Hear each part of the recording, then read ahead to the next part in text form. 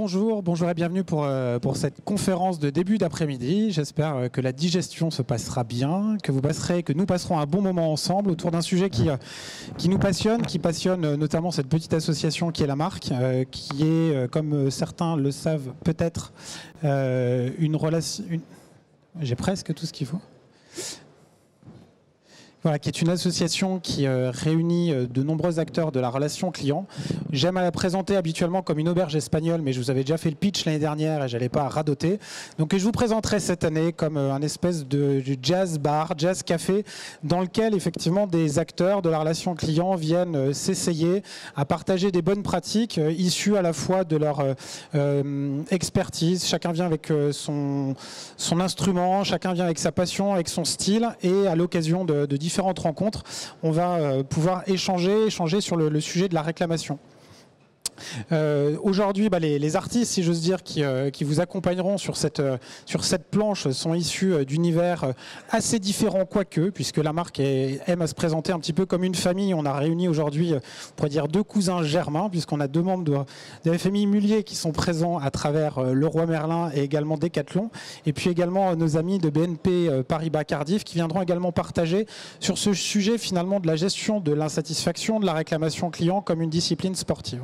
Alors on pourrait se dire effectivement que les relations avec nos clients sont de plus en plus musclées, de plus en plus rapides, et en cela on pourrait y voir une partie de ping-pong où il faudra aller toujours plus vite, toujours plus fort, toujours mieux. On a fait, en tout cas j'ai fait et j'assume un petit pas de côté, en restant toutefois dans cette idée de la sportivité, mais plutôt en y voyant non pas le sportif, ou du moins la discipline du sport, que dans la discipline qui s'impose aux sportifs. Et en cela, je vous ai sorti la photo de ce bel homme qui est effectivement Kevin Mayer, non pas parce qu'il est sorti il y a moins de 48 heures sur une polémique liée au dopage, mais parce que, à l'image des décathloniens, et là peut-être que mon ami de Décathlon me contrariera, mais je ne crois pas, le décathlonien est quelque part finalement celui qui doit être le meilleur partout s'il veut arriver quelque part. Il ne faut pas être médiocre, il faut essayer de frôler, de tutoyer les anges, d'être dans l'excellence pour pouvoir produire quelque part une feuille de points qui vous amènera jusqu'au Graal, jusqu'aux portes de l'olympisme.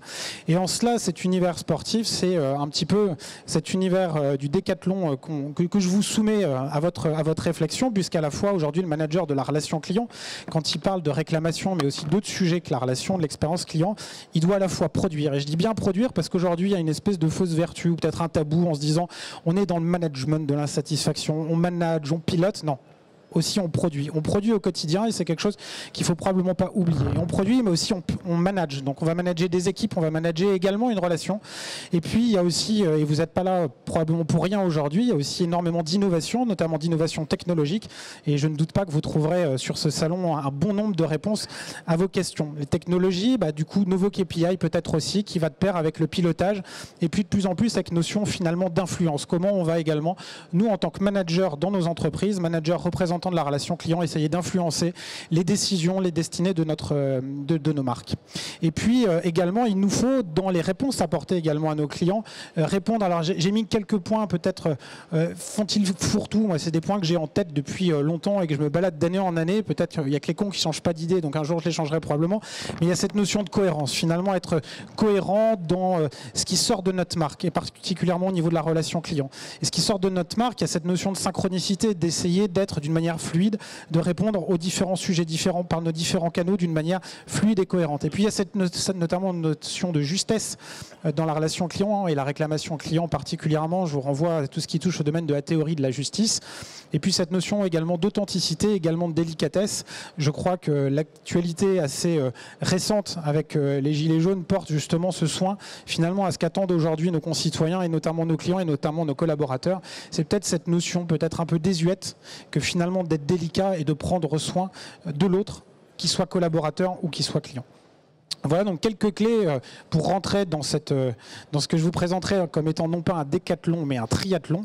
Mais avant tout, hier soir, je repensais à l'intervention qu'avait donnée Thibaut Vauchel-Camus, qui est skipper, qui est arrivé deuxième à la course du Rhum il y a 2 ans, qui l'année dernière était bien parti pour remporter la timbale, mais qui a eu des problèmes d'avarie dans la dernière ligne droite, et qui nous rappelait aussi évidemment l'importance du cap. Et dans la relation client, et permettez-moi en ce début d'après-midi de rappeler aussi brièvement finalement le sens de la gestion du management de l'insatisfaction. Et en cela, cette rosace des maires, elle pourrait être orientée, en tout cas elle l'est pour nous au niveau de la marque, et je la mets à votre réflexion, c'est de se rappeler quel est finalement le sens de la réclamation. Le sens de la réclamation, pour nous à la marque, c'est de se dire un client qui réclame, c'est un client qui va investir du temps, à nous d'investir également de l'énergie pour pouvoir améliorer les produits et aller jusqu'à l'innovation. C'est aussi un moyen d'avoir des clients certes insatisfaits qui nous envoient un appel à l'aide pour pouvoir les resatisfaire, mais ce n'est pas une finalité. La finalité est bien de les fidéliser pour pouvoir poursuivre cette relation business afin d'être plus profitable. Et enfin, c'est également la voix du client comme un feedback et de pouvoir s'en servir pour pouvoir essayer de faire bouger les lignes de nos entreprises et d'essayer d'aller jusqu'au Graal pour aller transformer certaines lignes de nos différentes marques. Et là, on va arriver de plein pied dans la suite du programme, le fameux triathlon que j'ai pu évoquer. C'est tout d'abord, on parlait de gérer la relation, gérer le feedback, gérer la réclamation. Ça vous sera présenté, partagé par Pauline. Alors, on l'a sollicité sur ce sujet. Dieu sait qu'elle aurait pu intervenir sur un panel très large. Mais là, c'est de revenir sur quelque chose où beaucoup d'entreprises sont encore confrontées, même si beaucoup, ça leur paraît quelque chose d'être évident. Ben non, la majorité, ça ne l'est pas encore. C'est finalement ces fichus contacts clients qui sont exprimés à l'issue de sortie de nos magasins, qu'est-ce qu'on en fait? Et là, Pauline partagera quelques visions, quelques clés par rapport à un projet qui est en train de sortir de mer. On parlait de sortir de mer, ça va être également Emmanuel, où on va être plutôt sur transformer. C'est une fois que j'ai géré la réclamation, c'est concrètement comment je l'utilise en interne, notamment pour pouvoir bouger, voire bousculer un petit peu ma culture d'entreprise. Et enfin, d'aller jusqu'à l'innovation, c'est ce qu'on évoquait. Une fois que la culture est prête, on peut aussi préparer la boîte de demain en l'accompagnant sur l'innovation. Donc je ne vais pas être plus long. Ce qui vous est proposé, c'est 10-12 minutes par retour d'expérience. Ça se veut le plus simple possible et puis de pouvoir avoir un petit temps d'échange à l'issue de ces mots. Voilà, Pauline. Bonjour à tous et à toutes, je suis ravie d'être devant vous cet après-midi pour vous partager un sujet et un projet qui nous tient à cœur chez Leroy Merlin, qui est en effet celui des avis clients. Mais avant toute chose, c'est important pour moi de vous rappeler un petit peu comment fonctionne Leroy Merlin et quelle est la place du client chez Leroy Merlin. Parce que vraiment, chez nous, le client a une place particulière. On dit même parfois qu'il fait partie de notre ADN. Et donc, on essaie véritablement, dans toutes nos réflexions, dans toutes nos prises de décision, de penser client, de se mettre à sa place et véritablement d'être au maximum ce qu'on appelle client-centrique. Et pour vous donner une illustration de la façon dont ça peut se passer chez Leroy Merlin, lorsqu'on a retravaillé notre vision de l'entreprise à 10 ans, on l'a coécrite et on l'a co-construite avec nos clients. Donc on leur a demandé ce qu'ils avaient envie finalement de vivre avec nous pour les 10 prochaines années. Et donc ça, voilà, c'est une des illustrations de la façon dont le client vit et dont le client est pris en compte chez nous. Et puis au-delà d'avoir une place importante pour le client chez nous, le sujet de la réclamation et de la gestion des insatisfactions a aussi une attention et il y a un regard particulier qui est porté sur ce sujet-là. Comment ça se traduit? Eh bien tout simplement au sein de nos magasins, au sein des équipes service client, il y a des personnes qui sont dédiées à ce qu'on appelle la voix du client et qui ont pour métier justement d'être en capacité de gérer, d'animer et même de manager la gestion des insatisfactions. Et puis on a également une équipe voix du client au service interne qui, elle, est là pour être en soutien de nos magasins et de nos clients dans la prise en compte des réclamations et dans la gestion de leurs problématiques et de leurs irritants au quotidien. Et véritablement, notre démarche, c'est exactement ce que Marie-Louis expliquait tout à l'heure, c'est d'avoir un regard particulier, une vision positive et une vision constructive de la réclamation. Et finalement, pour nous, on voit un client qui nous partage son insatisfaction comme une opportunité pour nous de le reconquérir. C'est quand même malgré tout un signe de confiance qu'il nous fait en nous partageant finalement le dysfonctionnement qu'il a pu rencontrer. Et donc notre enjeu pour nous et donc pour les équipes voix du client, c'est voilà, de transformer cette expérience malencontreuse et de faire en sorte finalement qu'on puisse lui faire vivre quelque chose de différent et qu'on apprenne grâce et par notre client. Donc voilà, l'écoute client, la prise en compte des feedbacks, la gestion des réclamations, c'est quelque chose qui est vivant chez nous et qui est important. Par contre, on a fait le constat que finalement, cette écoute, elle était plutôt réactive. C'est-à-dire que nous, on était là pour écouter le client, pour venir l'aider. On était plutôt là finalement pour éteindre le feu ou pour réparer la relation. Mais on n'était pas dans une relation proactive, on n'était pas voilà, dans une posture de proactivité. On n'était pas en capacité parfois d'anticiper les moments de crise ou d'anticiper les dysfonctionnements qui pouvait arriver. Et donc on s'est dit qu'on voulait véritablement transformer ça, et pour pouvoir là aussi proposer une expérience qui soit différente à notre client, qu'on avait un enjeu fort qui était de favoriser l'écoute en continu. Donc finalement faire en sorte que n'importe qui dans l'entreprise, n'importe quel collaborateur, il soit dans cette posture de feedback et il soit en capacité d'écouter de façon continue notre client, d'être vraiment dans cette démarche d'un audit permanent. Et l'objectif, c'est vraiment de passer d'une écoute qui est réactive à une écoute qui soit proactive.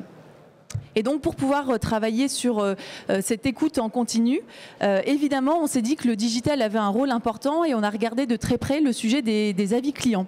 Pourquoi les avis clients? Eh bien tout simplement parce qu'aujourd'hui l'avis en tant que tel, c'est déjà un standard pour nos clients. Ils ont l'habitude de laisser des avis au travers de Google ou de Facebook. Et puis pour nos équipes en magasin, c'est aussi quelque chose qui est regardé de très près parce qu'on sait que l'avis aujourd'hui c'est un indicateur qui est important, qui est regardé par nos clients, et finalement parfois c'est l'avis qui va conditionner la venue en magasin ou pas de nos clients, qui peut conditionner aussi l'acte d'achat en amont ou en aval. Et donc nos magasins étaient en demande qu'on soit justement en capacité de leur donner de la visibilité sur ce que nos clients exprimaient, et qu'ils soient aussi en capacité de monitorer finalement toute cette écoute, et de monitorer, de pouvoir répondre et de pouvoir prendre en charge cette nouvelle façon de nos clients de s'exprimer, et puis parfois même de passer par le biais de l'avis pour exprimer une réclamation. Et la façon dont on souhaite mettre en place le sujet des avis sur l'expérience magasin chez Leroy Merlin, c'est pour nous, évidemment, l'avis c'est quelque chose qui est important, mais c'est plutôt un vecteur pour redonner une nouvelle dimension au sujet de l'écoute et à la prise en compte de la voix du client. Et notre objectif, c'est véritablement que nos équipes en magasin soient en capacité du coup de comprendre quel est le parcours qu'a vécu notre client, tout simplement parce que grâce à l'avis, c'est un format qui est très précis, sur lequel on va pouvoir justement poser des questions sur des points précis qui intéressent le magasin et sur lesquels aujourd'hui on n'a pas forcément directement de retour, on n'a pas forcément des feedbacks très précis. Et donc pour nous finalement c'est l'opportunité de pouvoir redonner la parole au local, de pouvoir redonner le pouvoir à chacun des collaborateurs d'être acteurs de l'expérience, et grâce au travers des avis de pouvoir identifier beaucoup plus facilement des actions correctives et un moyen d'améliorer l'expérience de nos clients pour demain, et voilà, de mettre en place des choses qui soient beaucoup plus concrètes et beaucoup plus vivantes et qui appartiennent véritablement au local. Et notre objectif, c'est au travers des avis magasins, véritablement de proposer une expérience qui est propre à chaque magasin et vraiment qui est fonction de ce que les clients ont envie de vivre dans un magasin précis, et donc de laisser carte libre à chacun des collaborateurs pour imaginer ce qu'ils ont envie de partager avec nos clients. Voilà pour mon retour d'expérience, et je suis à votre disposition si vous avez de plus en plus de questions. Parfait. Merci beaucoup Pauline. On a vu là effectivement un volet sur finalement la captation des réclamations, comment favoriser les échanges, notamment via les avis de consommateurs. On va voir à travers le cas d'Emmanuel, qu'est-ce qu'on fait également derrière de l'ensemble de ces avis au service de l'entreprise. Tout à fait. Donc, tout d'abord, en introduction, juste pour ceux qui ne connaissent pas BNP Paribas Cardiff, en fait, nous sommes la filiale assurance de BNP Paribas, du groupe BNP Paribas Banque. Donc, tout d'abord, par rapport à cette présentation, je voulais vous citer 2 chiffres qui sont issus d'une étude récente qu'a menée la marque en collaboration avec Init et qui concernent effectivement la réclamation en tant que levier de transformation de l'entreprise. Dans ce questionnaire qu'on a mené autour d'entreprises de la place, 75% en fait, des entreprises répondent qu'ils enregistrent et qu'ils analysent les motifs de réclamation. 80% répondent qu'ils analysent les motifs de réclamation, mais tout juste 70% arrivent à le transformer finalement comme un levier de transformation. Donc ce que je vais essayer de vous présenter aujourd'hui, c'est effectivement comment nous, on avance sur ce sujet-là et faire de la réclamation vraiment en dehors d'une satisfaction client et de récupérer le client une opportunité de s'améliorer dans l'entreprise. Tout d'abord, ce que je voulais dire, c'est quand on parle de la réclamation par rapport à cette analyse, effectivement, on a une définition très large de la réclamation. Moi, ce que je souhaite, c'est vraiment qu'on regarde l'ensemble des mécontentements clients, donc que ce soit les réclamations exprimées par les canaux classiques, que sont le courrier, l'email, le téléphone, mais on réalise également une veille sur les réseaux sociaux, de façon à identifier tous les posts négatifs qui peuvent être déposés par des clients sur la toile. Et on va va aussi regarder les verbatims des clients qui s'expriment à travers les enquêtes de satisfaction et notamment, plus précisément, les verbatims des détracteurs. Ça nous donne une base d'analyse des mécontentements très large et assez complète. Et donc, une fois qu'on a effectivement identifié ces mécontentements, l'enjeu, c'est de pouvoir constituer une base de données, donc de les enregistrer. On enregistre l'ensemble de ces réclamations dans une base commune et en leur donnant un certain nombre d'attributs qui nous permet d'identifier quel est le produit concerné, le parcours, les risques éventuels, est-ce que ça touche la relation client, etc. Donc, on va avoir une base de données assez complète qui va nous permettre donc de faire des analyses ensuite. Donc là, je pense que c'est assez classique, quantitatif, qualitatif. Et donc, on va regarder les évolutions de volume globalement par thématique, donc avec plusieurs niveaux de granularité. On va regarder des ratios, c'est ça qui est également intéressant, l'évolution du ratio du réclat sur un type de produit par exemple. Et puis, on va compléter par des analyses plus quantitatives en fonction d'une actualité, ou également si on souhaite revoir un produit de façon à pouvoir regarder quels sont les irritants clients sur ce produit. Une fois qu'on a fait ça, potentiellement, on va compléter avec d'autres sources d'études de la voix du client, puisque effectivement, on va avoir des verbatims. Alors ça, c'est important. C'est vrai que je ne me suis pas arrêtée. Il y a la donnée, tout ce qui est qualificatif, mais il y a également le verbatim. Et ça, j'y tiens beaucoup. C'est-à-dire que c'est le verbatim qui va nous permettre de toucher du doigt l'émotion du client. Et l'expérience client, elle se traduit avec une intensité plus ou moins forte dans son émotion. Donc, systématiquement, quand on va rechercher des analyses de cause et des études de mécontentement, on va systématiquement lire également un échantillon de verbatim précis. Et potentiellement, sur certains sujets, on peut avoir des besoins de compléter. Je voulais citer un exemple. Donc, je n'ai pas cité nos produits au niveau de l'assurance. On est présent sur l'assurance vie, sur l'assurance des emprunteurs, la prévoyance individuelle, les assurances de portable. On a eu l'année dernière un signal faible concernant les réclamations liées à la garantie invalidité. Donc on est dans l'assurance, c'est des produits un peu complexes.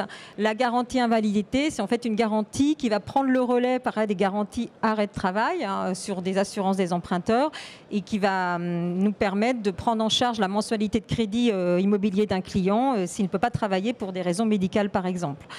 Ces garanties ne sont pas toujours bien comprises par les clients, donc ça peut donner lieu à des réclamations lors de leur mise en jeu. Et effectivement, on s'est aperçu que les réclamations sur cette thématique augmentaient. Par contre, la garantie invalidité, c'est quand même quelque chose qui prend le relais après un certain temps, et donc il n'y en a pas tant que ça de mise en jeu, et donc les verbatims n'étaient pas suffisants. Donc ce qu'on a fait pour compléter et pour avoir vraiment une source d'analyse et pas se tromper dans notre diagnostic d'analyse des causes, on a complété. Donc d'une part par une enquête qualitative, c'est-à-dire qu'on a interrogé avec une étude quali assez classique des clients invalides qui avaient donc traversé le parcours invalidité proposé au sein de notre assurance.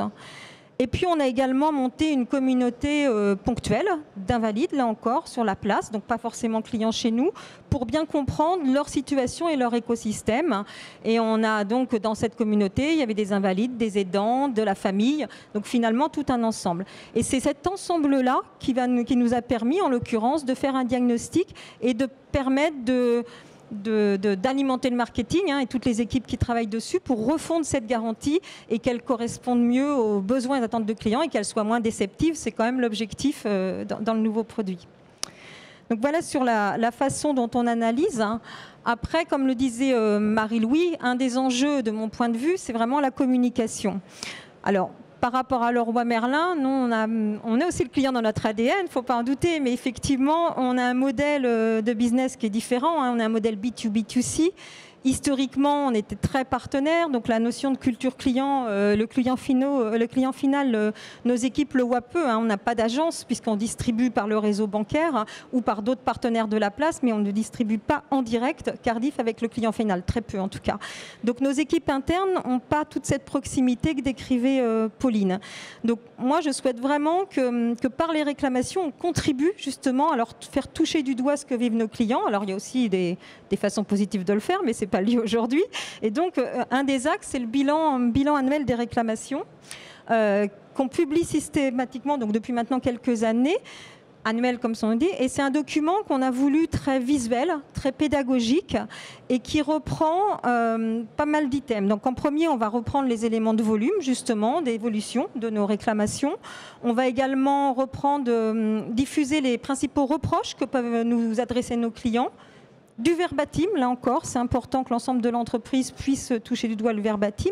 Et puis surtout, on va compléter par des exemples d'utilisation de la réclamation comme un levier d'amélioration et quelque chose qui a été fait en amélioration de l'entreprise, voire en innovation dans certains cas, à partir de l'analyse de ces réclamations.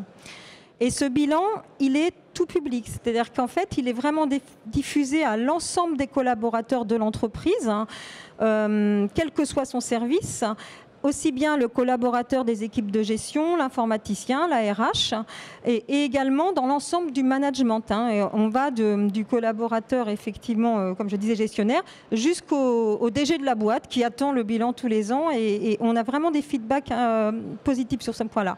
Et je pense que ça contribue à nourrir l'entreprise justement sur la réalité terrain et sur la façon, effectivement, d'appréhender la réclamation différemment. Puisqu'un des enjeux, ce que disait Marie-Louise, c'est que la réclamation peut, dans certaines de nos entreprises, être vue comme négativement. Là, l'axe qu'on prend de communication, c'est vraiment de montrer à quel point les réclamations vont nous aider à supprimer les irritants et justement à s'améliorer.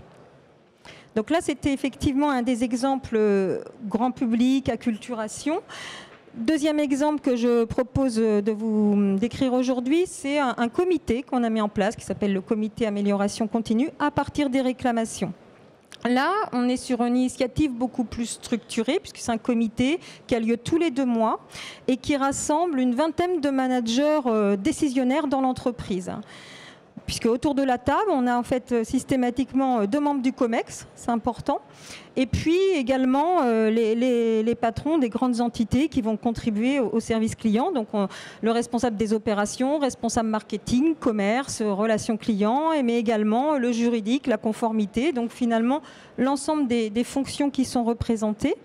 Et dans ce comité, là encore, on va avoir un ordre du jour assez similaire finalement à ce qu'on retrouve dans le bilan, même si les modes de présentation sont très différents, puisqu'on va présenter systématiquement des éléments de volume avec des évolutions des ratios. On va également présenter du verbatim, toujours j'y tiens, les principaux reproches. Et puis surtout, on va focuser justement sur des thématiques d'irritants qui ne sont pas réglées et qu'il faut qu'on adresse suite à ces comités.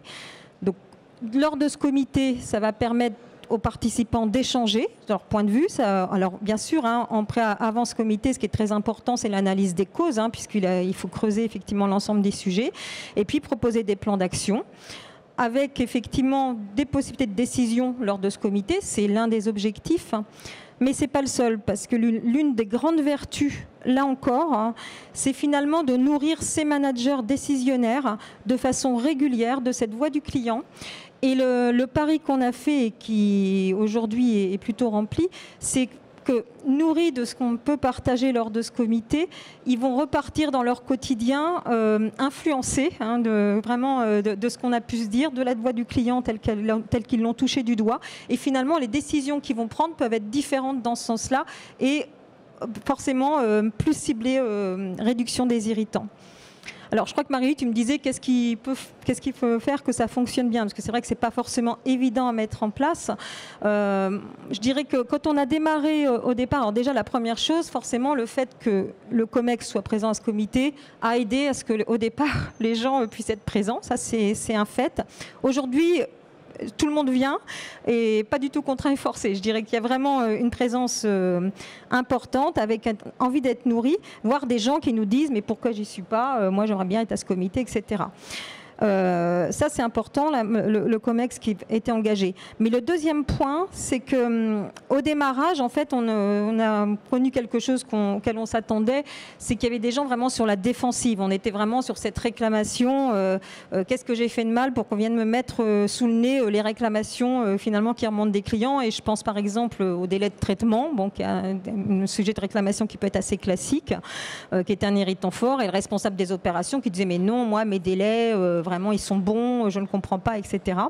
Et pour éviter, pour arriver à gérer ça, je dirais que la bonne pratique, ça a été que le comité soit animé par quelqu'un qui est transversal, qui n'est pas le manager des réclamations, qui n'est pas le manager des opérations, mais plutôt qui a une fonction transverse et qui permet d'avoir un équilibre dans les échanges, parce que ces comités sont très nourris d'échanges, et finalement d'avoir des débats plus factuel. Et aujourd'hui, on voit que ça a fonctionné et qu'il y a vraiment un ton qui a changé. Et de temps en temps, on peut avoir quelque chose qui revient, notamment qu'il y a de nouveaux membres à ce comité avec des changements de poste, mais très vite, on revient dans quelque chose de très constructif. Donc c'est également quelque chose qui me semble très important pour pouvoir transformer l'entreprise, puisqu'ils vont ensuite décider différemment. Et puis la dernière bonne pratique que je voulais vous présenter, elle est d'un ordre un peu différent.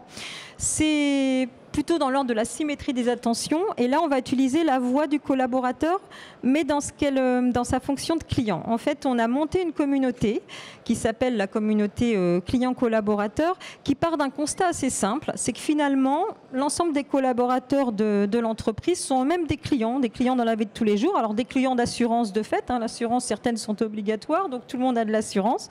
Cardiff ou pas, ce n'est pas un critère pour nous de recrutement de la communauté. Et puis d'expérience également intéressante en termes de vécu d'émotions, même sur d'autres domaines. C'est toujours intéressant de voir qu'est-ce qui fait un effet waouh chez les clients, même si on est un domaine différent d'une autre. Et en fait, partant de ce constat, on a monté cette communauté qui est basée sur le volontariat, où finalement des collaborateurs font partie d'un panel qui sont à notre disposition et qu'on va pouvoir interroger et faire réagir sur des concepts un peu nouveaux qu'on a envie de tester. Donc ça fonctionne assez bien. Comme je dis souvent, c'est facile, c'est rapide, c'est pas cher. Ils sont là tout le temps. On a des outils qui permettent de répondre vite. Et la grande vertu, c'est que du coup, on touche des collaborateurs qui sont très très loin du client. Je vous expliquais, on n'est pas dans les agences, mais alors, la personne qui a la comptabilité ou à l'informatique, parfois ils se sont vraiment loin du client. Et effectivement, par cette communauté, ils vont, par leur volontariat, contribuer à nourrir l'entreprise d'idées nouvelles. Et donc, c'est souvent, bien sûr, le marketing qui commandite des études et qui veut tester des choses. Mais là, ils vont se positionner avec leur casquette client et ils vont pouvoir travailler sur les concepts nouveaux. Donc, c'est vraiment également une bonne vertu d'embarquement. Alors, bien sûr, c'est une communauté, il faut l'animer, on a des événements, on recrute, etc. Et puis, il y a de la reconnaissance, c'est intéressant, puisqu'il n'y a pas, quand je dis de la reconnaissance, de temps en temps, on fait des événements avec la direction, et puis quelques petits cadeaux sur les participations. Mais le vecteur premier, on le sent, et le levier de premier des gens qui s'inscrivent, c'est vraiment de pouvoir contribuer à leur niveau et d'une façon différente finalement à cette construction de choses positives pour nos clients. Voilà, sur les 3 exemples que je pouvais citer. Je vais juste en profiter, une question du public qui demandait qui anime précisément le comité des réclamations, fonction transverse, mais qui précisément? Voilà. Alors en fait, c'est quand même moi qui préside, donc je suis responsable qualité et écoute client. L'avantage que j'ai, c'est que j'ai les 2 jambes. En fait, j'ai la partie, je suis responsable des équipes réclamation, donc opérationnelles, et puis j'ai une équipe plus transverse qui est sur l'écoute client. Donc effectivement, c'est plutôt une personne de l'équipe écoute client qui est animateur et moi qui préside le comité. Je ne sais pas d'où vient la question, donc j'espère que ça répond. À voter. Merci. Merci beaucoup, Emmanuel. Donc on a vu de la gestion, on a vu de l'influence à différents niveaux, puisqu'on a vu le rapport annuel qui s'adresse à l'ensemble des collaborateurs. On a vu également ces comités bimestriels qui s'adressent à des niveaux décisionnaires. Et puis on a vu également cette approche également des clients dans cette notion de symétrie des attentions qui est très chère au premier rang. Voilà. Gaëtan, on va être sur Thierry Spencer étant au premier rang. Gaëtan, je vais te donner la parole pour poursuivre avec justement, une fois que le terreau est fertile, comment peut-on effectivement innover à partir d'irritants? Bonjour à tous, je suis vraiment ravi de pouvoir intervenir aujourd'hui au salon de la relation client invité par la marque. Vraiment, c'est une opportunité pour nous, Decathlon, de pouvoir présenter nos projets et de pouvoir aussi échanger avec vous dessus. Ce projet, il n'est pas né de Gaëtan Maillet, il est né des collaborateurs et notamment d'une collaboratrice qui s'appelle Clotilde, qui était dans un magasin parisien et qui a écrit une lettre à notre directeur général en disant qu'elle n'était pas vraiment satisfaite de son métier. Et donc, ce que je vous propose, justement, on a mis en petit film cet irritant. Alors, si la technique veut bien, voilà, cet irritant, et puis ensuite, j'enchaînerai. Allez, on vous balance la petite dernière qui va nous parler d'un sujet très important, la seconde vie des produits. T'es en train de mimer la seconde vie, là? Ah ouais, c'est un bébé.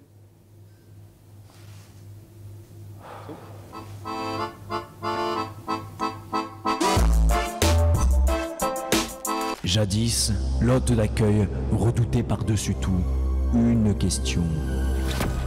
Bah sinon, vous en faites quoi des produits après, en fait? Alors il se transformait en un être mystérieux, une bête féroce, prête à tout pour en finir avec des produits en retour. Alors il arrachait avec ses dents les produits, prêt à tout pour les détruire, malgré lui. Et quand il revenait à lui, il se demandait, mais pourquoi? Pourquoi avoir détruit un produit quasiment neuf? Jadis, on n'en parlait pas trop.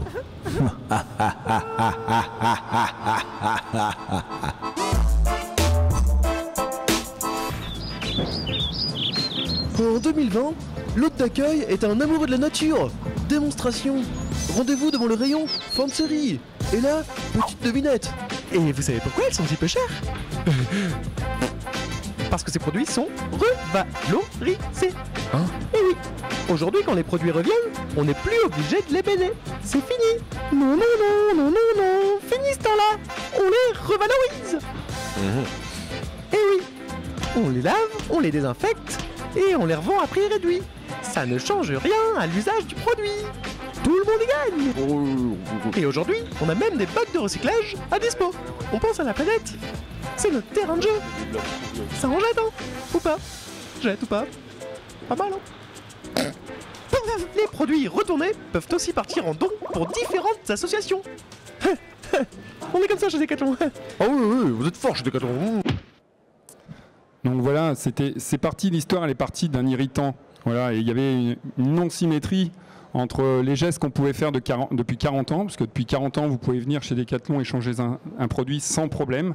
Par contre, nos collaborateurs le vivaient mal. Le vivaient mal sur cette notion d'environnement, de vouloir jeter des produits qui étaient parfois un petit peu défectueux, etc. Et donc, moi, ça m'a mis un peu en réflexion.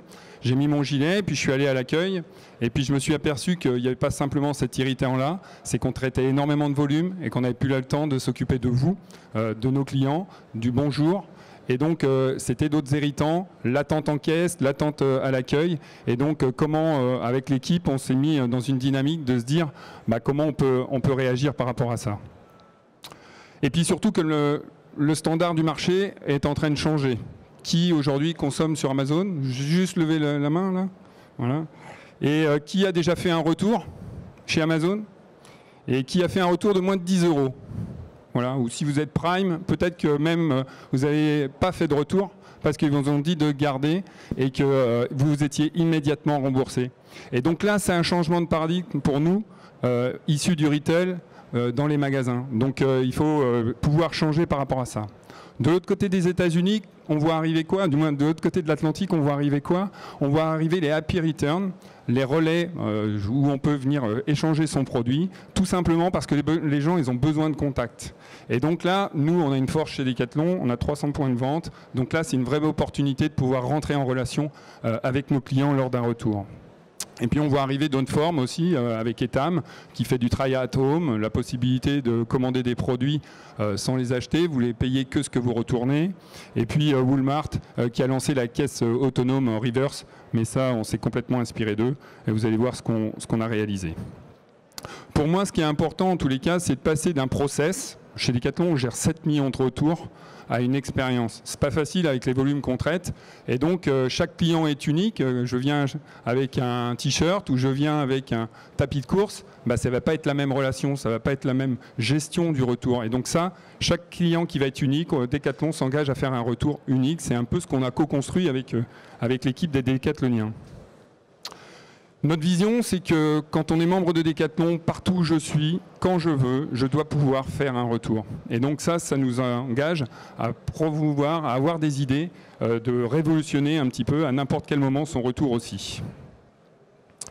On a écrit 3 stratégies toutes simples, mais qui nous permettent d'engager fortement toutes les équipes de l'ensemble de l'entreprise. Tout d'abord, le retour en magasin. 7 millions de retours, c'est là qu'on a commencé et on a souhaité en tous les cas faire un retour, vous allez voir, autonome. On a un deuxième sujet qui est le retour digital. Souvent, le retour magasin et le retour digital, on n'a pas de parcours cohérent. Donc là aussi, on va s'engager à pouvoir le faire.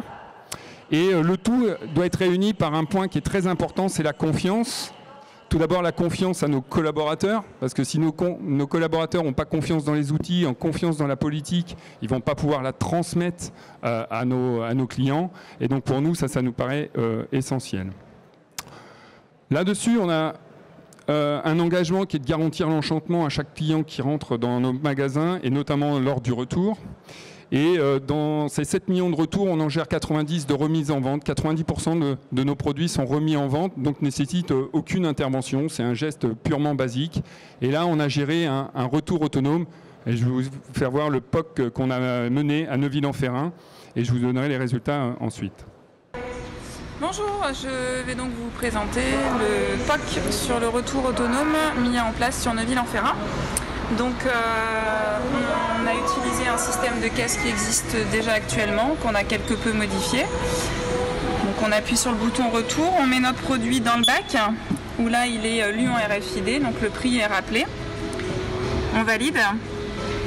Ensuite on appuie sur remboursement, carte bancaire. On procède donc au remboursement sur la carte, que je ne vais pas faire là puisque c'est juste pour vous montrer comment ça se passe. Et une fois que la carte bancaire est passée, on a le ticket. On enlève le produit du bac et c'est terminé pour le client, il est libéré. Donc ça lui fait gagner quand même pas mal de temps. Donc ce retour autonome est important pour nous parce qu'il permet d'automatiser. Le client en toute confiance fait son retour et ça va nous permettre, quand il y a des problèmes avec des clients, de passer beaucoup plus de temps avec eux et de rentrer en relation. Donc c'est de transformer le pépin en pépite. Voilà, donc...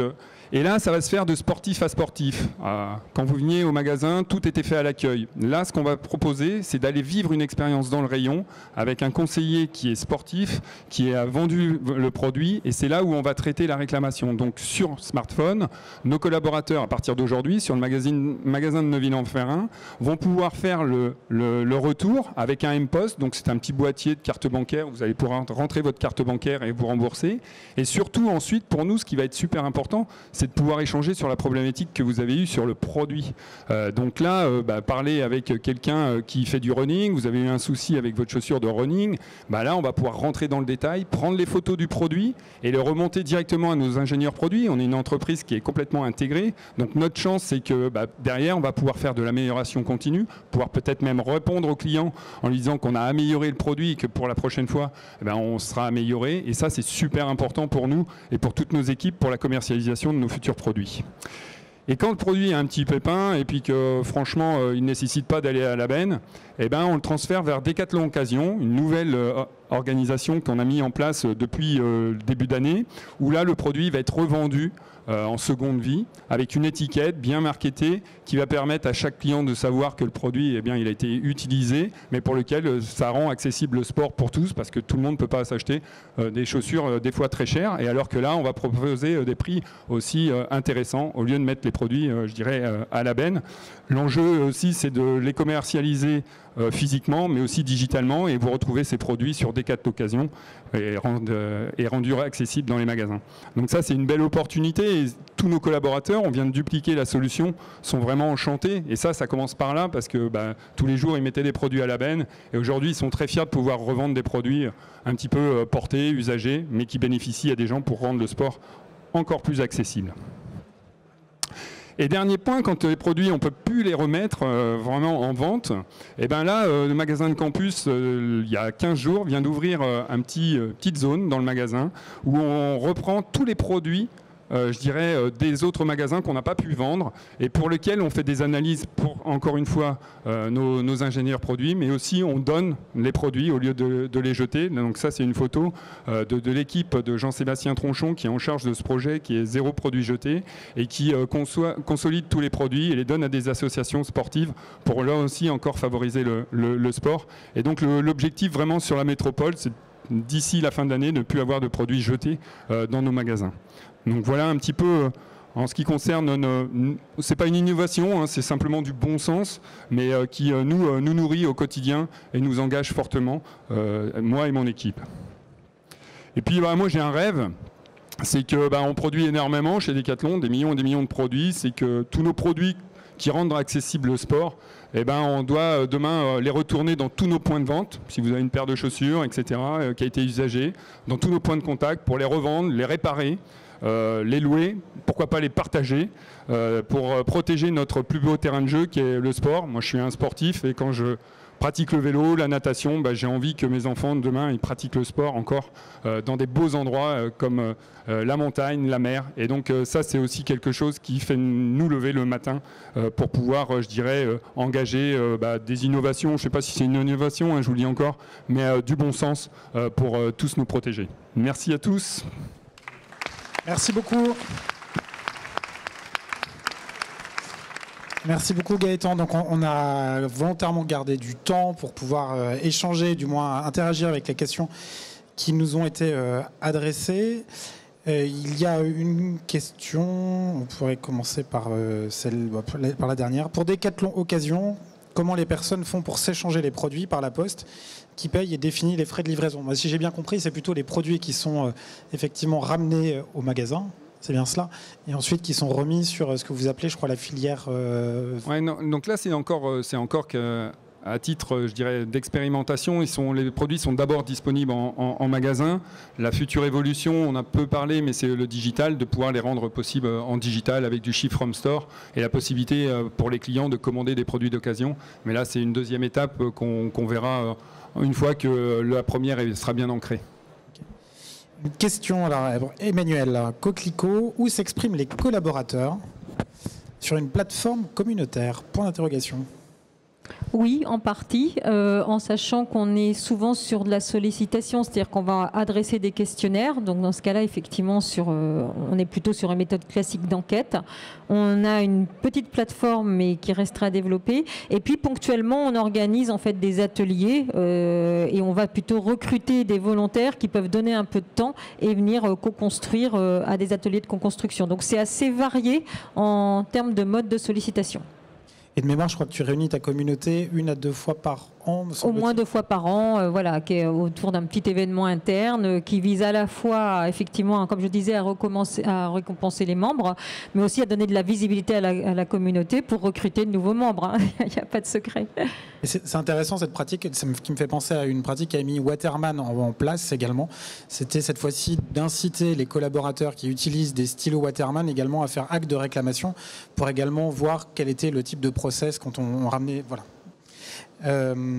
Pauline, afin de personnaliser la relation, est-ce que les équipes en local prennent contact avec les clients en cas d'insatisfaction ou c'est le support relais qui prend le relais, pardon. Alors dans 90% des cas, en fait, ce sont les équipes voix du client au local, donc dans chacun des magasins, qui vont prendre en charge le client, qui vont le suivre et qui vont être là pour lui proposer la solution. Tout simplement parce qu'on considère que finalement que dans 90% des cas, l'expérience qu'a vécu le client, elle s'est vécue au local avec les collaborateurs du magasin. Et donc finalement, ce sont eux qui ont vécu avec le client la situation et donc qui sont les plus à même d'apporter la satisfaction et de trouver le bon niveau de solution pour notre client. Nous, au niveau du siège, on est plutôt là dans un rôle soit d'accompagnement, de soutien auprès des collaborateurs magasins, ou alors plutôt dans un niveau 2 si après l'intervention du magasin le client reste insatisfait, ou alors lorsqu'on est dans des situations où entre guillemets il y a rupture relationnelle et donc il faut qu'il y ait un interlocuteur supplémentaire qui soit là plutôt dans un rôle de médiateur ou de conciliateur. Mais vraiment dans 90% des cas, ce sont les collaborateurs au local qui vont prendre en charge le client et qui vont le suivre et lui apporter la bonne solution. Alors, ça va être pour Gaëtan, pour Decathlon. Comment faites-vous pour effectuer le contrôle qualité des retours? S'il y a finalement un trou dans le vêtement client, est-il remboursé? Oui, nous on rembourse tous les clients. Depuis 40 ans on le fait, on ne va pas changer notre stratégie pour ça. Par contre, effectivement, on a toute l'information qualité, comme je disais, qui est importante. Et donc c'est un échange avec le client et dans l'usage pour faire remonter cette information-là. Voilà. Donc il arrive aussi qu'on ait des retraits de vente, ça nous arrive aussi. Et donc là, on informe nos collaborateurs à travers une communication qui permet de retirer les produits de la vente si ils sont, je dirais, non conformes. Une question. Alors, pour Leroy Merlin, concrètement, comment les collaborateurs ont accès à la voix du client? Alors c'est à la fois un outil et puis un métier et tout un dispositif. Et donc finalement c'est à la fois des capteurs et puis après un outil interne qui est là pour réceptionner toutes les réclamations et puis suivre l'évolution et la bonne résolution. Emmanuel, comment faites-vous pour quantifier et agréger les verbatims qui proviennent des différents canaux? Là, on a une liste à l'après-vert, CRM, email, téléphone, chatbot, réseaux sociaux, panel, enquête de satisfaction. Avez-vous un outil transverse? On ne citera pas forcément de marque, mais... Je vous parle du rêve ou de la réalité? Non, un peu de la réalité. Ouais, non, malheureusement aujourd'hui, voilà, on n'a pas mis en place l'outil qui va consolider l'ensemble de ces verbatims. Hein, donc on a des initiatives d'analyse des verbatims industrialisés, effectivement avec des outils de place, mais qui aujourd'hui n'adressent pas l'ensemble des sources, hein, c'est clair. Hein. Et on a une partie qui est artisanale à l'ancienne et qui donc fonctionne plus par échantillon. Donc en fait, on va avoir les deux pans. L'analyse effectivement industrielle au minimum 2 fois par an par un outil complet. On est en train de mettre en place quelque chose beaucoup plus à chaud tous les mois, là encore, par un outil, mais qui n'adresse pas l'ensemble des sources, et ponctuellement on fait des carottages avec des échantillons, on va lire des réclamations de façon à pouvoir faire des analyses ponctuelles. Du coup, pour Pauline, si les collaborateurs locaux répondent directement aux clients, comment assurez-vous l'uniformisation des réponses et donc de l'expérience client? Alors notre souhait, c'est pas forcément voilà, d'avoir une uniformité, c'est plutôt voilà, que l'expérience de nos clients et la façon dont ils sont pris en charge soit le reflet de local et du coup des collaborateurs.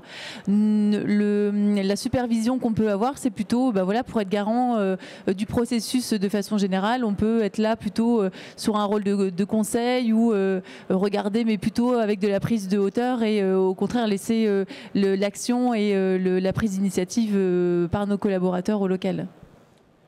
Ensuite, une question qui vous concerne tous trois. Les fiches de réclamation papier sont-elles encore d'actualité? Oui, dit Gaëtan.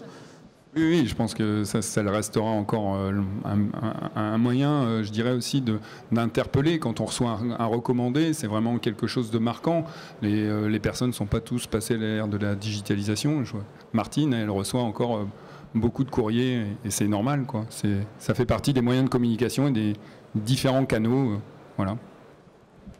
Je confirme, on est également encore très, très courrier, donc encore papier, voire du manuscrit, hein, ce qui donne un coût de la réclamation plus haut. Après, bien sûr, on a également des points de contact et on propose des adresses par un formulaire de contact pour récupérer également, digitaliser une partie des réclamations, ce qui facilite forcément l'analyse des verbatims. Et du coup, cher Emmanuel, un exemple d'action retenue suite au comité d'amélioration continue chez Cardif. Un parmi d'autres. C'est difficile de citer. Je vous ai cité un exemple sur la garantie invalidité. Après, il peut y avoir des actions plus ponctuelles sur la transversalité entre équipes. Difficile de parler d'un exemple détaillé comme ça en 2 minutes. Donc, ce que je propose, c'est que la personne vienne éventuellement me voir à la fin, et puis je peux parler peut-être un peu plus en one-to-one. Une question, là, elle n'est pas perfide, elle est légitime. C'est en quoi la gestion du nouveau client réclamant s'apparente à une discipline sportive? Alors peut-être qu'on n'a pas réussi à vous le montrer, mais le sujet, c'était effectivement de pouvoir... ce qu'on disait, il y a effectivement cette relation avec le client. qu'on peut voir effectivement comme un match de ping-pong ou même un match de boxe où ça serait l'un contre l'autre. Le parti pris était plutôt clairement de montrer que la gestion de la réclamation était plutôt une discipline qui nécessitait d'aller à la fois sur le traitement, on l'a abordé et on peut l'expliciter si vous avez des questions particulières. Il y a aussi toute la notion du pilotage, c'est finalement la réclamation, comment on va la faire vivre en interne pour qu'elle ne soit pas uniquement la pseudo-propriété du service client ou du service réclamation. Et puis également comment on va la faire au bénéfice de l'ensemble de l'entreprise après avoir bougé la culture pour aller sur des notions qui peuvent être plus d'ordre d'innovation. Mais du coup, si vous avez des attentes précises qui concernent le traitement, évidemment, n'hésitez pas. Je ne doute pas que la personne n'hésitera pas. Ou alors à nous voir également sur le stand pour pouvoir répondre à votre question particulière. Une question un peu annexe, Gaëtan, je te la pose toutefois, c'est Decathlon, au-delà de la gestion des retours faciles des produits, travaillez-vous également sur la production locale afin de valoriser au max le circuit court? Ouais, c'est un gros débat, ça. Je ne suis pas forcément le mieux placé pour pouvoir répondre à cette question, mais en tous les cas, il y a des projets naissants pour essayer effectivement de réindustrialiser, de reproduire, mais d'une façon certainement différente qu'on l'a fait par le passé, notamment avec beaucoup d'automatisation. On voit arriver l'industrie 4.0. Pourquoi faire l'industrie 4.0 en Chine? Autant la faire en France.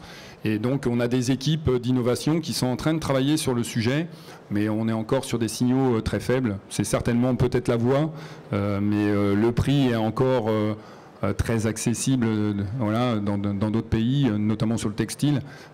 Donc voilà, c'est une longue marche et un long chemin, je pense qu'on doit tous faire. Et la technologie doit nous y amener. Je pense que ça va certainement, dans les années futures, s'accélérer. Comme on a vu arriver la digitalisation, l'industrie 4.0 arrivera sans aucun doute. Et on prend une dernière question, après on passera sur 2 bonnes pratiques.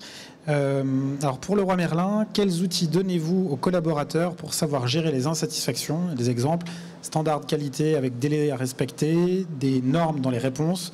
Avez-vous une plateforme qui centralise l'ensemble des avis clients pour une vision exhaustive du siège? Alors, sur la gestion des réclamations, donc comme je vous le disais, en fait, c'est un outil maison que nous avons développé. Donc, dès qu'un client exprime une réclamation, c'est intégré dans un seul et même outil. L'avantage d'avoir ce seul et même outil, ça nous permet en effet de pouvoir monitorer et de pouvoir avoir une visibilité sur tout un tas de reporting. Et puis, ça nous permet aussi d'avoir à un seul et même endroit toute la matière qui est consolidée pour après être véritablement dans une dynamique d'amélioration continue pour comprendre les raisons des insatisfactions. Évidemment, on accompagne nos magasins dans la gestion des réclamations et donc on se fixe des délais de résolution. Donc par exemple, notre objectif c'est au maximum d'être en capacité d'apporter une solution à notre client en moins de 3 jours. Après évidemment, ça va dépendre de la problématique qu'il aura vécue et de la mise en œuvre des solutions qu'on va être en capacité de lui proposer. Mais voilà, évidemment, le délai de résolution c'est un indicateur que l'on pilote et que l'on manage.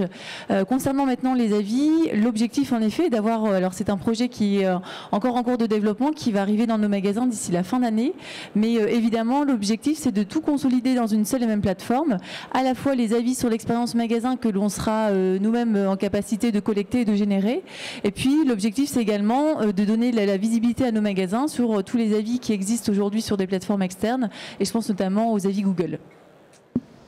Merci beaucoup Pauline. On va basculer du coup sur ma dernière séquence, ou en tout cas les adieux ou du moins les au revoir. 2 bonnes pratiques que je voulais juste peut-être partager avec vous qui sont en lien avec les échanges de tout à l'heure. C'est comme bonne pratique, il y en a une qu'on avait identifiée chez Euromaster, Karine Laine nous avait présenté, une pratique assez singulière et assez simple à mettre en place, qui était de faire vivre à ses équipes un cauchemar au restaurant. Je crois qu'il y a un petit clin d'œil avec une télé-réalité qui est cauchemar en cuisine, pour les sensibiliser aux insatisfactions clients. Et en fait, l'action qu'elle avait mis effectivement et proposée à vivre à l'ensemble de ses équipes, c'était d'organiser un dîner et de mettre dans la confidence, si j'ose dire, des acteurs. Et ces acteurs réalisaient des petits loupés qui devenaient de plus en plus importants tout au fil de la soirée. Au niveau de l'accueil, on se trompait dans les prénoms, on plaçait les personnes au mauvais endroit, on demandait de la viande, on se retrouvait avec du poisson, du blanc, on se retrouvait avec du rouge. Et en fait, c'était un moyen de montrer que la satisfaction, que l'expérience client était vraiment une somme de petites intentions ou de petites maladresses ou de petites délicatesses, et que toutes celles-ci concouraient à une satisfaction, à un enchantement et donc à une fidélisation. Et une autre pratique que je vous partage et qui date de ce matin et que nous avait partagé partagé Orange il y a peu de temps, et là on est plus dans l'approche de la résolution d'insatisfaction d'une manière concertée. Dans l'univers de la téléphonie, on est souvent sur des produits qui sont extrêmement techniques, avec des gammes de produits qui sont extrêmement larges, et il arrive régulièrement, ou à minima ponctuellement, que des chargés de clientèle se trouvent fort dépourvus quand certaines questions furent venues. Et à ce moment-là, plutôt que de laisser le client, ou du moins le collaborateur, un peu seul, Orange a développé un système qui est une cartographie des compétences, qui permet à l'ensemble des collaborateurs qui le souhaitent de s'identifier comme experts sur certains sujets qui sont proposés en lien avec la relation client. Et cette cartographie a d'intelligent, notamment le fait de permettre aux chargés de clientèle de dire je cherche une compétence ou une expertise sur tel sujet où j'ai pas l'information, et en temps réel, l'outil va proposer différents profils aux chargés de clientèle. Et ce qui est génial pour le chargé de clientèle, c'est que alors qu'il est au contact du client, il va pouvoir lui dire voilà, en toute humilité, je n'ai pas la réponse, mais par contre, je m'engage à vous recontacter parce qu'il sait qu'il a un expert qui va être en capacité de lui apporter la bonne réponse. Et ce qui est génial en plus là-dedans, c'est qu'une fois que vous avez identifié votre expert, vous avez une webcam qui vous est proposée pour faire une visio en direct avec l'expert, qui est peut-être un expert de la comptable, qui est peut-être un expert du legacy, de la conformité, de la qualité, des RH, et qui va pouvoir vous apporter une solution ou une réponse à la réclamation que remporte le collaborateur. Vous avez cette visio qui permet, si ce n'est de péter les silos, au moins de commencer à les fissurer et de commencer à créer du lien et à de rappeler également à l'ensemble des collaborateurs que tout ce qu'ils vont générer au quotidien a cette vocation d'être tourné vers le client et sa satisfaction. Et en cela, je trouvais ça assez intéressant. Et c'est l'occasion, alors non pas de faire la promotion pour vous le vendre, parce que c'est bel et bien gratuit et que c'est sur Internet, c'est le site bonne pratique au pluriel, .amarc.asso.fr, sur lequel vous pouvez trouver de manière assez régulière des bonnes pratiques qui sont des petites astuces comme celles qu'on vient de partager là à l'instant ou par mes trois camarades il y a quelques minutes. Et puis vous aussi, n'hésitez pas à les partager, parce que le but, c'est de faire vivre notre auberge espagnole ou notre bar de jazz. Donc n'hésitez pas à partager ces petites astuces. Et puis pour ceux qui voudraient aller plus loin, il y a effectivement un ouvrage qui est sorti l'année dernière sur le management de l'insatisfaction client. Ne vous ruez pas dessus, je le répète, je paye des impôts dessus alors que je n'en touche pas les royalties. Voilà. Et puis, du coup, on va vous souhaiter une bonne fin de salon, un bon début de salon, parce qu'on en est au premier jour. En espérant que vous trouverez tout ce qu'il faut sur votre marché. Nous, de notre côté, je crois qu'on est au O104. Oui, c'est ça, O104, j'ai pas dit de bêtises. Et puis, on a différents événements qui sont proposés tout au long de l'année. Et les prochains sont affichés sur cette slide, vous savez lire. Et donc, je vous souhaite donc, une fois de plus, un bon salon et peut-être à tout à l'heure. Et vu qu'on aime le jazz, on vous le montre de bout en bout.